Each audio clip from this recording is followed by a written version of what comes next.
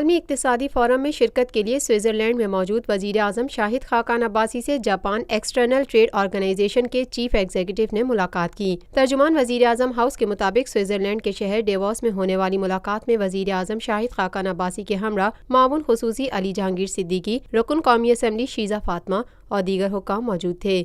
اس موقع پر وزیر اعظم شاہد خاقان عباسی نے کہا کہ جاپان پاکستان کا اہم تجارتی شراکت دار ہے۔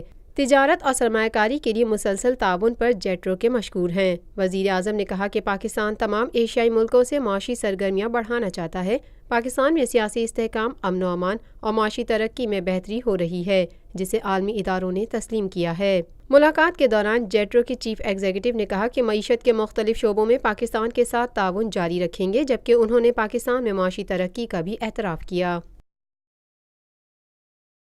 یہ ہے خبر کا جہاں اور آپ دیکھ رہے ہیں TNN TV۔